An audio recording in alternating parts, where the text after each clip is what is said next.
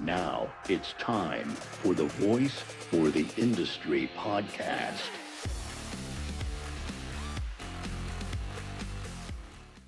Oh, Carissa, it was a real pleasure talking with Dave Petti. He's a pretty fascinating story. He started out as a technician, took a leap of faith. Family and friends helped him, got started. Just grit and determination. Took him a few years to really get his feet under the ground and get the company moving forward. But they kind of reached that point where they figured everything out to a certain extent.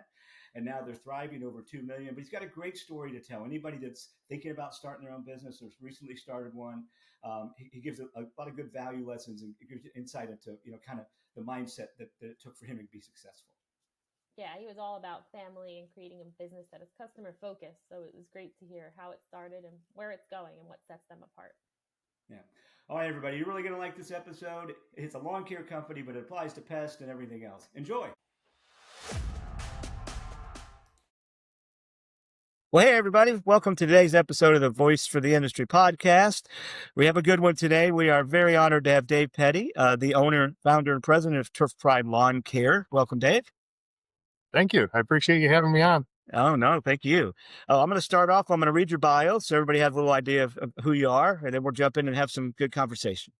All right. Great. So David Petti launched Turf Pride in 2002 with a simple goal: to bring exceptional customer service to the lawn care industry. Starting out as a solo operator, David grew the company from the ground up through relentless hard work and a commitment to quality. Today, Turf Pride is $1 million business with a team of 16 and growing. So you started off as one and now you have 16. That's pretty good. Under Dave's leadership, Turf Pride has been featured in Lawn and Landscape magazine and recognized with the prestigious Fast Track 50 Award in Geauga County. How do you say? Yep. Geauga County. Yep. So where is that? What state are you in? That's a little bit southeast of Lake County, Ohio. Ohio. Okay, that's what I thought. Well, So you're in Ohio. The company remains proudly family-owned and operated, with David working alongside his wife, son, daughter-in-law, and extended team every single day. Turf Pride has earned over 500 Google reviews while maintaining a 5-star rating, which is a testament to its dedication to customer satisfaction. David is also an alumni of the Goldman Sachs 10,000 Small Business Program. Well, Goldman Sachs is prestigious regardless of what it is, so that's pretty cool. All right. Well, welcome, sir. It's great to have you. Thank you. I appreciate you having me on. Yeah, the Goldman Sachs, I just graduated that in April. So. Oh, that's awesome. That's awesome. Yeah. How long of a program was it? It was a 12-week program. Oh, it was nice. 8 hours every Thursday. So it actually got me away from the office for a full day on Thursday to work on my business. To think about the business and not be in it. Yeah, that's awesome. It was great to do that 20 years ago. So, yeah. But I definitely enjoyed it. And there's over 30 of us that we can all network together as well. So different businesses throughout Northeast Ohio. That sounds really cool. Very beneficial. I enjoyed it. I've never heard of it, but it sounds great. So one reason I'm really excited about you being here is, I am a lawn care guy. I started in the lawn care industry in 1987 with True Green Lawn Care, or as a branch manager working lawn care. So the first 7-8 years I was in the industry, that was where I started. So my heart and soul is lawn care. I'm glad you're here because lawn care is unique and it does have its own special challenges and rewards compared to just straight up pest control. So it's interesting. Now, do you guys do pest control at all, or just lawn care? We do perimeter pests. We do mosquito control and flea and tick. So those type of applications. Okay. More going into houses. What I'd like to start off with is let's let everybody know who you are, where you came from, why should they listen to you, right? Why are you important, right? So, So go ahead, just tell us about yourself. What kind of jobs did you have before you decided to start a lawn care business? What made you kind of make that decision, and how did you get to get moving forward on it? Gotcha. Yeah, I was in sales early on and selling Lincolns and Mercuries. I was the youngest one there and selling to people in their 50s, 60s. And I think I was, started doing that when I was about 24 years old, maybe younger. I started at Scott's Lawn Service after that, and I grew a love for the industry. I loved being a technician out there, enjoying the weather and treating customers' lawns and seeing the results. But I knew that it lacked exceptional customer service. It kind of had a bad reputation in the industry of cutting corners or whatever else. So I started my own company in 2002. Had a lot of inspirational mentors in my life at the time. My brother, for example, I recall in 2006, after I started my company, we were driving around due to the flood in '06. We had over 10 inches of rain in Oh, a wow. 48-hour period in Lake County. So we were considered a national disaster area. So my brother calls me, he said, "Hey, take a ride with me, come help me out." And he went to this supply store, picked up a bunch of sump pumps, went out to houses that he had built in a cul-de-sac. The whole cul-de-sac was underwater. Wow. So he was doing that out of the kindness of his heart, just helping out his customers. And when I saw that, I said, this is how I want to run my business and provide that type of customer service, So early on, that really inspired me. And then I struggled from there to grow a business from nothing. I didn't have a loan. I barely had $1,000 in the bank. I was 26 years old, uh, but those things inspired me to do it. And my brother believed in me, and, my parents at the time believed in me. So, but it was a struggle. It was hard to get off the ground. I counted the houses on my street because I lived near the lake in a small bungalow. And I counted 75 houses on one side. And I go, about 150 houses per street here. I'm going to pass out some flyers. I'll pick up 10 houses per street. And yes, life is going to be great. Yeah. So I printed Simple. all the flyers. I went out and Yeah. I got a lot of exercise for one. Yeah. But the phone didn't ring. It was, they didn't know who Turf Pride was. When I was at Scott's, we opened a branch south of us in Akron, and, the leads were flowing in. But Scott's had that brand reputation, and that everybody knew the logo. So, but they didn't know who Turf Pride was. I went out with a cheap offer. That was one of my first mistakes, kind of going cheap at it. It didn't bring in extra customers, but I kept at it. I had a limo job to fall back on. And that was another inspiration for me too, working for that limo company, because they had a great culture. And as I grew, I talked to that owner. He said, "Yeah, employees aren't the problem. Having a culture and a training program is your problem." So, but people are telling me, you just do it all yourself and you'll be fine. You don't want employees; they're headaches. They're going to give you problems. But the problem was you're not hiring the right people. You don't have a good training program and all that. So that was a big inspiration over the years as well, doing that. So how long? Well, first of all, I mean, I admire you, and a lot of people out there, the 9 people that listen to this, are going to really admire you, because it's really hard. I mean, that's just a big step. A lot of people in this industry, and I'm sure I certainly contemplated like starting my own company at some point. But you're sitting there, and like you said, you have no customer base. You have no anything, and it's all on you, and the fact that your family supported you and inspired you. So I think it's great that you took the leap. How many years was it just you before you hired that first employee? A lot. I didn't start hiring till 2015. However, my wife came to work with me in 2010, and after that, we had enough accounts to where it was too much for me. It was taking up too much of my time. We started taking over some accounts from a landscape company as well. I said, "Well, I can't do this. I have to hire somebody." And my wife said, "Well, I'll come work with you and we'll do this together." So that's when we started working together. 2 ride-ons in a trailer, and we were trying to be as efficient as we could. And then when I acquired a solo operator in 2017, I started hiring. Well, actually 2015, I started hiring, and then took my wife out of the field, and she was in the office. So, which was great, because when a customer called, she knew what she was talking about. She's been there and done that, Right. Knew what grubs were, crabgrass compared to tall fescue clumps, and whatever the concern was that customer had, she was able to address. So, and then we went from there. But yeah, it was quite a while as a solo operator, and my son was playing sports. My daughter was doing baton. So we were traveling and doing this too. There's a lot going on, Yeah. Yeah. Well, and yeah. And go ahead. when you're talking about your wife answering the phone and stuff, well, nobody's going to care more about those customers than her, because it's her company, right? I mean, I mean, Exactly. so So so it really took you really built from 1 to 16 in about 10 years, as opposed to 20. So I mean, you were solo for a while, but so how how difficult was it to go ahead and find that right first person that you knew you could trust and have faith in? You were going to be able to give the keys and let them drive off unsupervised and hope they did a good job. That was extremely difficult. Yeah. And you keep a lot in your head and you're used to doing it. So it's hard to convey. This is how I want it done. I tried to do some training with the first employee quite a bit. I tried to put a lot into that. However, I noticed once he left my company, he wasn't doing things quite the way I wanted. There were a lot of weeds near the edges. A lot of stuff wasn't premium quality, so to speak. So the next employee I took on had experience, 3 years experience, which was the worst thing I did because there was a lot of bad habits and all that.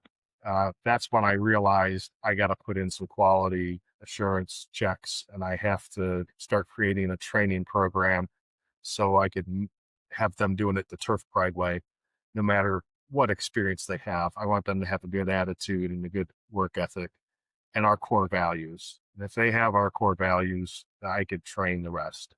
Yeah. So that's what we're always working on improving that. But I think we do have a pretty good training system as well. We have a senior technician that takes a technician out for a week, potentially 2 if they need it. And then we're always doing training constantly, with weekly meetings and everything else. No, I mean, that's great. If you have a good training program, it's a lot easier to find the right person, just plug them into it, instead of trying to find somebody, like you said, like originally, like just trying to train them like the Navajos, just like, word, mouth to mouth, nothing written down, nothing, nothing to refer back to. So that's fantastic. Right. No, that's great. I mean, I just think you have a lot of information that people want to know, because you've done what a lot of people want to do and have tried to do. So it's Turf Pride's not a business; it's a family effort. So we mentioned in the bio, now you're working with your wife and your son-in-law and daughter. Is that right? Or son and daughter-in-law, or your family, right? My son and soon-to-be daughter-in-law, which will be October 4th. Oh, congratulations! So, yeah, thank you. So tell us about that. I mean, what is it like working with the family dynamic? Do you guys have like, hey, we're only going to talk about work at work, or give us an idea of what it's like? Yeah. So I wouldn't have it any other way. I love working with my family, and people will ask me, how can you work with your wife all day? It's like, it's the people I love the most in this world. So why wouldn't I want to? I get to come into work and see my family every day. It's great. But we do separate that. Our daughter is not involved with the business. She has worked in the company here and there in the past a little bit. Early on, she was calling to collect money. She's really good at that. Nice. But we do prepay or auto pay only now. However, she is a very talented hairstylist and doing really well. She's 22 years old. She's got her own personal brand and social media and everything, so she does amazing. Wow, that's fantastic. When we get together for family events or whatever, we don't want to bore her with Turf Pride talk or lawn care talk. Giant. Yeah, but we definitely do talk about it quite a bit. So my wife and I get home from work and, hey, how did today go? Or we'll go for a walk and come up with ideas and stuff together. So we have a passion for it together. It's not like we're workaholics and we never put it away. We do. However, we enjoy what we do. So yeah, I think it's great. I mean, I think it's great that you have a relationship with your wife and your family that you can spend basically every waking minute together, right? I mean, either you're working or you're not, and that's great. I know there are a lot of people that can't do that, and a lot of families that can't work together. That a lot of companies can't make that transition, the generational switch. So I think it's fantastic. Is there an example of maybe where the tempers might have flared one time, or maybe a family member didn't do something the right way and you had to kind of be the boss? So I guess it was a little tough in the beginning when my son came to work for us. And it's just, you have to put some things aside. Like I'm not dad at work anymore, right? And I am at home. So yeah, I don't really recall like a A specific example thing. where he was Okay. All right. disobedient at work or anything, but he's such a great kid and a good person. But he Well, that's has grown fantastic. into more of a leader now. So he's taken a lot off of my plate now. Where at first it was like, hey, I want you to call this customer. He's a little irate. I was trying to throw him some tougher stuff and he did not want to do it, Yeah. afraid of the phones. But a lot of young people, they didn't pick up the phone. They didn't call and Right. talk to people on the phone. There was a text message or a social media post or something. So now anytime somebody gives us a lower rating, he's calling the customer, hey, what's going on? And he wants to go meet those customers on the property. He's handling the most difficult customers that we come across, and he's doing a phenomenal job, even better than what I would do.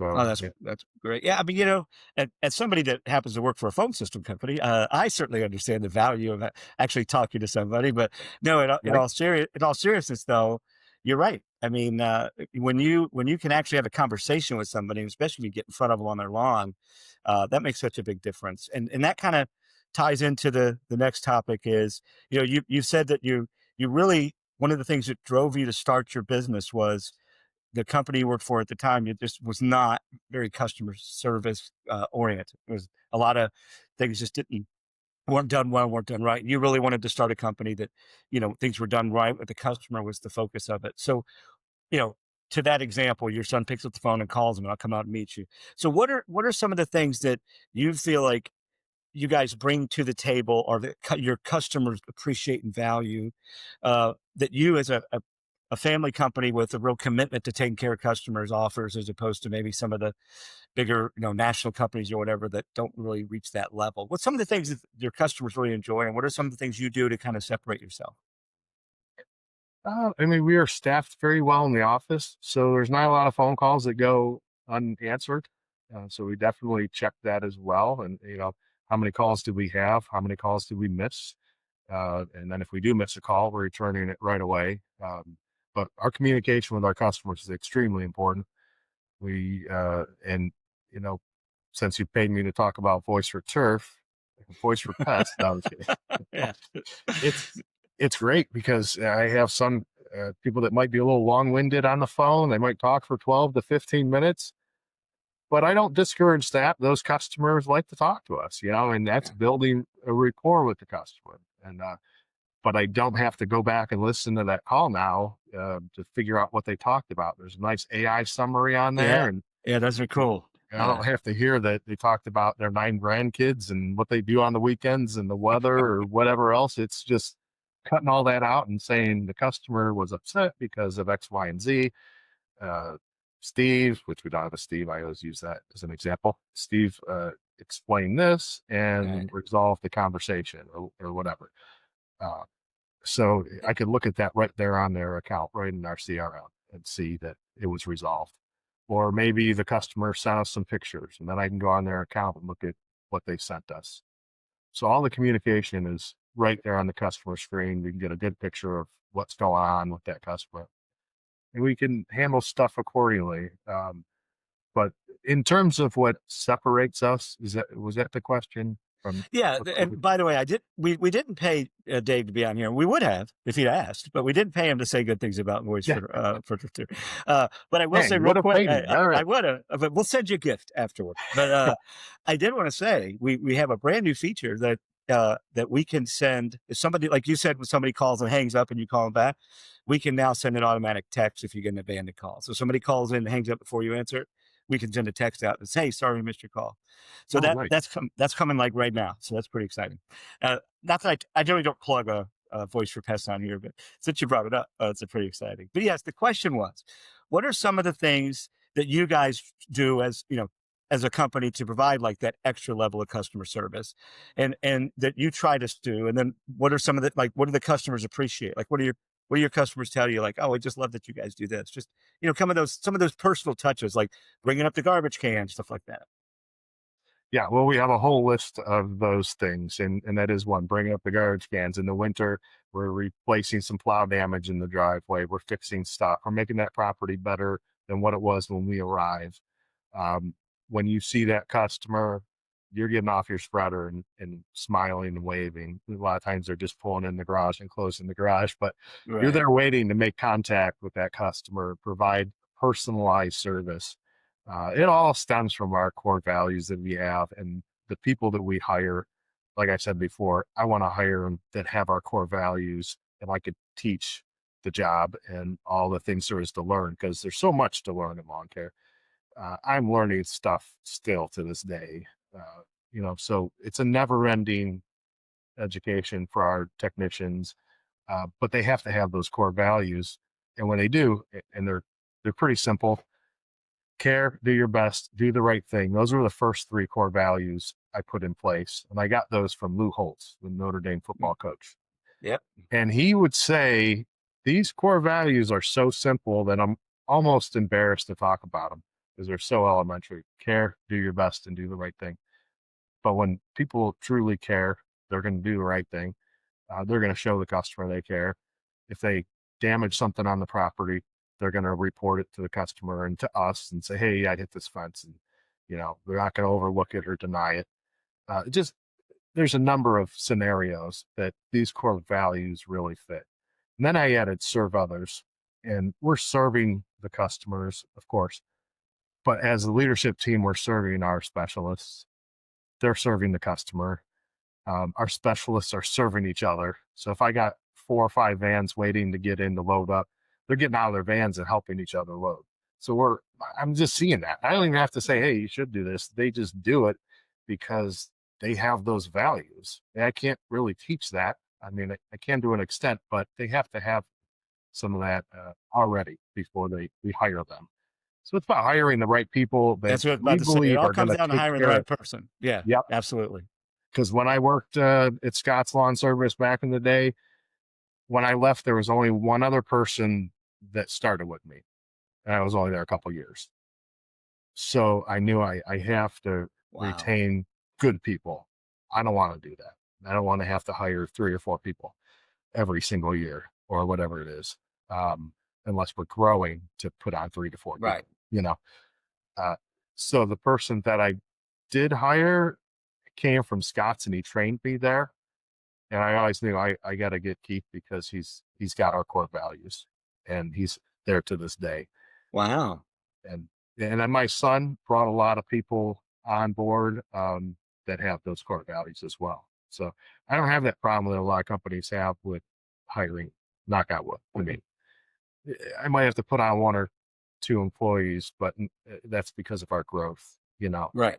Right. Well, I mean, like you said, you have a clearly defined set of values. You have a nice structured training program now. You have the right people, and you only hire people that share your values and that will fit. And I see a lot of companies, and even like with acquisitions, a lot of companies don't consider really or don't give enough consideration to just fitting in, like personality. You might have somebody who's got all the technical knowledge in the world, but if they just don't quite fit in and they're not going to be a good part of the team, maybe that's something you want to take into consideration. It sounds like you do a great job of making sure, like I always use the example of Chick-fil-A, right? Chick-fil-A doesn't have a special group of young people that only they can hire from. They're hiring from the same people that everybody else, Burger King and everybody else is hiring from. Sure. But when you go to Chick-fil-A, there's definitely a different level of employee at Chick-fil-A, right? And it's Right. their culture and who they hire. So, and it sounds like you've borrowed from Chick-fil-A and you kind of got that plug and play going, which is fantastic. And I'm not perfect at it, and no one can be because right. All right, I think I hired the right person, but you have to know when they're not a right fit too, and get the right people on the bus and get the right people off the bus. Yeah, and a lot. That's another thing that it doesn't happen a lot or all the time. Is sometimes it's easier just to put up with a bad technician, even though the damage is exponentially worse.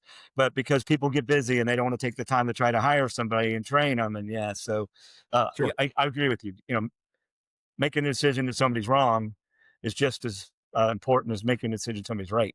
Yeah. Yep. Yeah, and I don't want to grow super fast. I mean, we have especially since COVID, we've grown like 10 times in 10 years, or Yeah. so 150,000 to 1.5 million by about 5 years ago. Now we're over 2, but That's impressive. I don't want to grow fast to where I can't maintain that and have the Right. right people doing the proper job and continuing that reputation.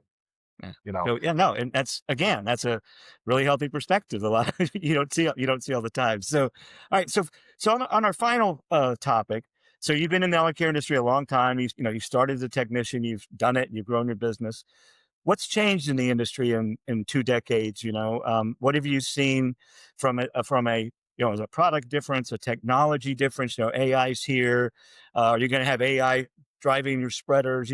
What's your opinion on like how things have changed and kind of where it's going? Yeah, I guess communication has improved. We talked about that. If you used to have to just write a note, stick it on the door, and hope they find it in the bushes when it blows off the door. That's true. So now it's we have documentation of emails, text messages. We're always trying to really communicate with our customers so they know exactly what to expect from us. We want to set the proper expectations. So that has changed for the better. In terms of doing the applications, I was pushing a spreader and pulling a hose and doing 2 trips over the lawn. And then I got my first spreader sprayer in 05. That was a game changer. I don't know if there'll ever be AI spreader sprayers or not, but AI has helped me sound more professional in my email. Yeah.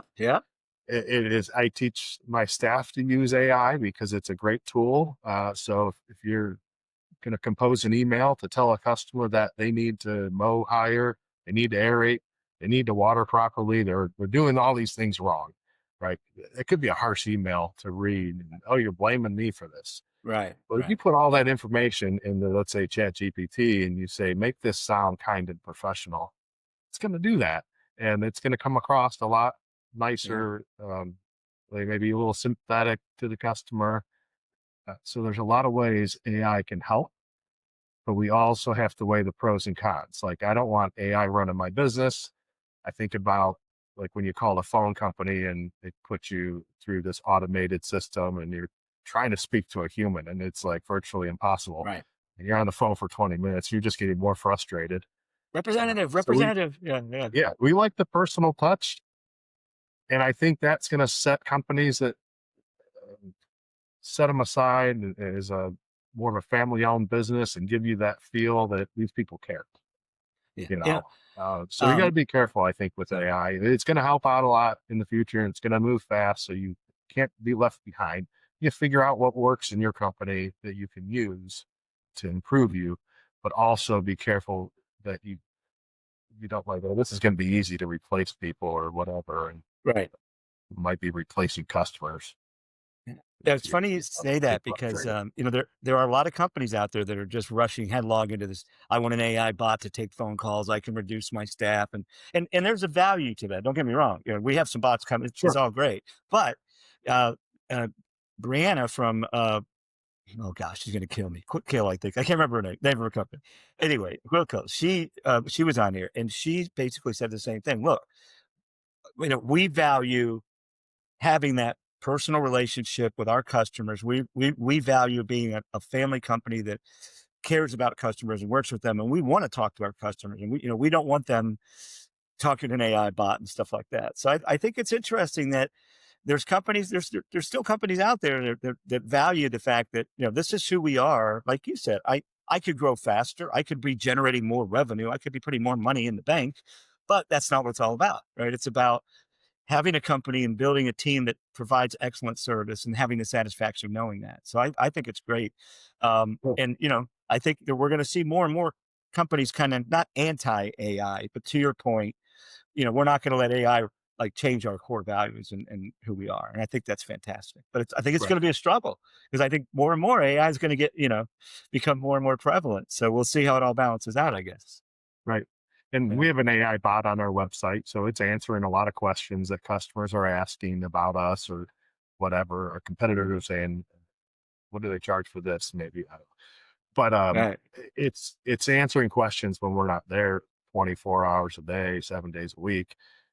So that has been very beneficial, and it might save some phone calls and, hey, do you offer mowing? No, I don't. Okay, I'm moving on. Right. So it's helped us quite a bit, but we'll never lose the touch of like you call and you talk to a human, Yeah. especially when No. there's something going on in your lawn. You don't want to talk to an AI bot. You want to talk to a human about that. Well, and So I we will. can be sympathetic. I'm sorry to cut you off. Oh no, good. Yeah, I mentioned earlier that there's a difference between lawn and pests. So here's the thing I've always said is if you have pest control service and you have bugs in your kitchen, nobody knows you have bugs in your kitchen unless you tell them. But if you have a lawn care service and your lawn looks bad, everybody in your neighborhood sees it. So people get really emotional about their lawn. They get fired up over it. So to your point, when somebody calls in and they're not happy about their lawn, the last thing you want them is to get strangled up with a bot, get more and more upset. So Yeah, that's a very valid point. Well, I Dave, this agree. has been great. I mean, I think this a lot of great insight. I really appreciate your time today. Any parting thoughts? Any final thoughts? Topics? Anything you want to have out there in the world before we get to the last section of our podcast and do some questions? Oh no, just if you think about how much I've struggled to grow a business, like anybody can do it. They just need to have that will and desire and go through the fire, because there were a lot of sleepless nights and a lot of struggles, a lot of financial struggles early on, thinking that I could pass out all those flyers and get a bunch of customers. Like Mike Tyson says, you have the best plan until you get punched in the mouth, and I got Yeah. punched in the mouth over and over.